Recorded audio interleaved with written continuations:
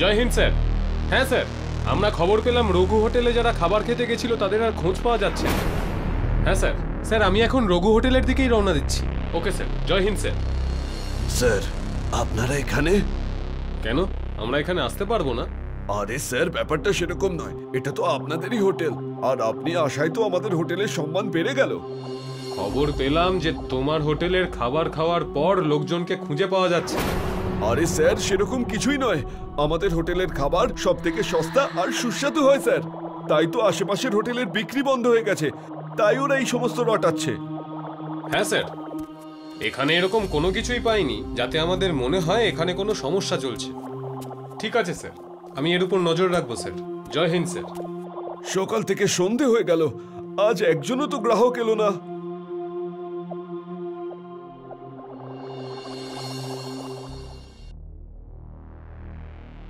হ্যাঁ বস। রঘু, এসব কি হচ্ছে কি? এক সপ্তাহ হয়ে গেল এখনো একটাও গ্রাহক এলো না। বস, মানুষ ভয় পেয়ে গেছে, একবার পুলিশও তো ঘুরে গেছে, তাই হয়তো গ্রামের মানুষ আসা বন্ধ করে দিয়েছে। আমি কোনো বাহানা শুনতে চাই না রঘু। এমনটা যদি চলতে থাকে তাহলে আমার কাজে লোকসান হয়ে যাবে, আর যা আমি মেনে নেব না। বস, আপনি রাগ করবেন না, আমি কিছু একটা করছি। এটাই ভালো হবে তোমার জন্য আর আমার কাজের জন্য। আজ থেকে 50 টাকায় নয়, বদলে 20 টাকায় পেট ভরে খেয়ে যান সস্তা আর সুস্বাদু খাবার। আসুন আসুন, 20 টাকায় পেট ভরে খেয়ে যান। চলে আসুন দাদা, খাবার খেয়ে যান, একটু ব্রেকফাস্ট করে যান।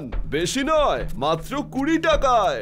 না ভাই, তোমার এই খাবারের চক্করে যদি আমার কিছু হয়ে যায় তো? না ভাই, আমাকে ক্ষমা করো, আমি তোমার এই হোটেলের খাবার খাবো না। আরে তেমন কিছুই হবে না, একবার তো এসে দেখুন, খুব সুস্বাদু খাবার তৈরি করা হয়েছে। আরে ভাই, খিদে নেই আমার, যেতে দাও আমাকে। আরে খিদে নেই তাতে কি হয়েছে, গিয়ে অন্তত এক গ্লাস ঠান্ডা ঠান্ডা লস্যি খেয়ে যান।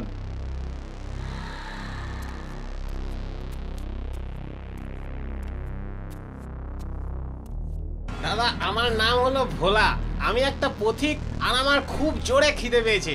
এখানে যদি খাবার পাওয়া যায় তাহলে আমি খিদেটা মেটাতে পারি। আরে দাদা, আপনি ঠিক জায়গায় এসেছেন, আমার হোটেলের খাবার সব থেকে সস্তাও আবার সুস্বাদুও। কিন্তু দাদা, আমার কাছে তো টাকাই নেই। আরে কোনো ব্যাপার নয়, যদি বিপদের সময় মানুষ মানুষের পাশে না দাঁড়ায় তাহলে কেমন মানুষ? দাদা, আপনি কত দয়ালু মানুষ।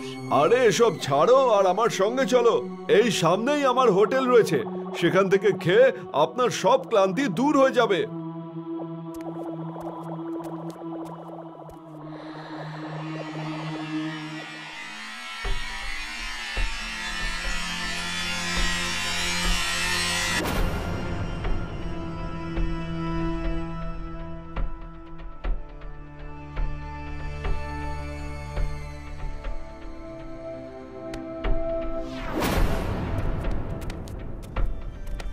আরে এদিক ওদিক কি দেখছিস, চল তুইও উঠে দাঁড়া আর কাজে লেগে পড়।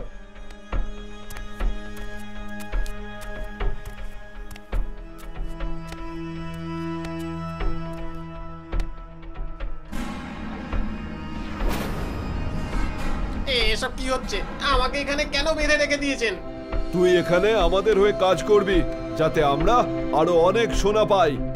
আমি আপনাদের কোনো কাজ করব না। কাজ তো তোমাকে করতেই হবে, নইলে তোমাকে একদম শেষ করে দেব।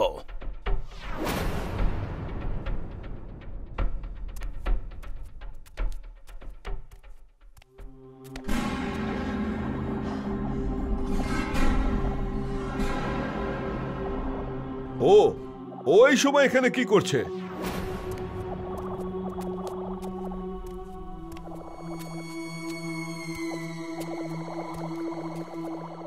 আরে স্যার, আপনি যদি কোনো কাজ থাকতো তাহলে আমাকে ডাকতে পারতেন।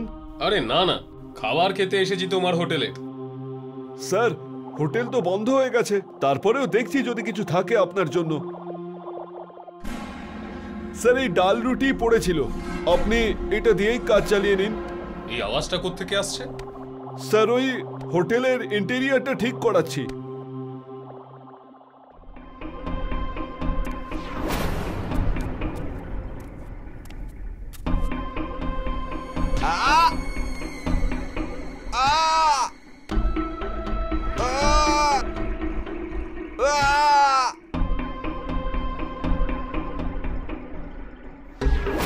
যদি এখন কাজ করতে না চাস তাহলে তোর অবস্থা ওর চেয়েও খারাপ হবে।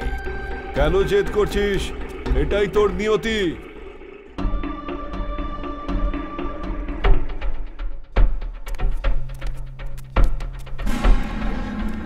আচ্ছা, তাহলে হোটেলের ব্যবসার আড়ালে এই কাজ করছো, হ্যাঁ? আপনি এখানে কেন এসেছেন? যেখানে অন্যায় হয় সেখানে আমাদের মতো পুলিশ অফিসার পৌঁছেই যায়। খাবারে ঘুমের ওষুধ মিশিয়ে নিরপরাধ লোকেদের এখানে নিয়ে আসো বেআইনি এই সমস্ত কাজ করাবার জন্য।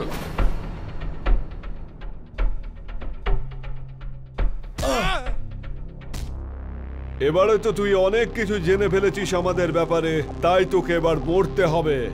না রঘু, একেও কাজে লাগিয়ে দাও, যাতে ওকে দেখে অন্যরা বুঝতে পারে যে আমার এখানে কাজ করবে না বলার সাহস যেন কেউ না পায়। এই ইউনিফর্ম লোকেদের সুরক্ষার জন্য পরেছি আমি, তোর চামচেগিরি করার জন্য নয়। ওকে ছেড়ে দাও, না হলে তোমাদের অবস্থা খুব খারাপ হয়ে যাবে। রঘু, প্রথমে এই ইন্সপেক্টরকে শেষ করে দে, তারপর এই শয়তানটাকে।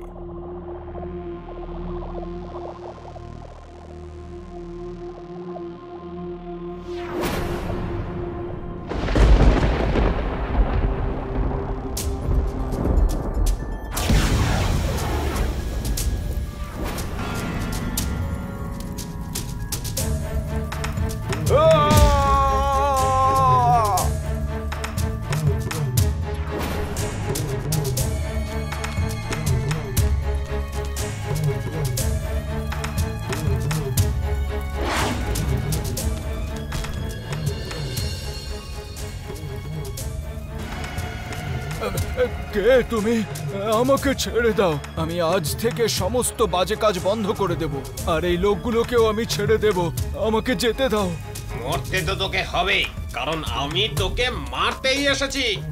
দাঁড়ান, আমি জানি না আপনি আসলে কে, কিন্তু এটা অন্যায় হচ্ছে। আপনি নিজের হাতে আইন তুলে নিতে পারেন না। এই মাল্য সাহেব এই আইন নিজে হাতে ভঙ্গ করেছিলেন আজ থেকে 3 বছর আগে। আমি এই ভীমাপুর গ্রামের থানার অফিসার ইনচার্জ ছিলাম, ইন্সপেক্টর ভোলা সিং। একদিন ওরা খাবারের মধ্যে ঘুমের ওষুধ মিশিয়ে দিয়ে আমাকে আর আমার সাথীদের থানার মধ্যে জ্যান্ত পুড়িয়ে মেরে দিয়েছিল। আমার কাছে এই মাল্য সাহেবের বিরুদ্ধে প্রমাণ ছিল। আপনি একজন পুলিশের লোক হয়ে আইনকে নিজের হাতে তুলে নিতে পারেন না? কখনো কখনো এই ধরনের ক্রিমিনালকে সাজা দিতে গেলে আইনের বেড়াজাল টপকে গিয়ে আইন হাতে তুলে নিতেই হবে তোমায়।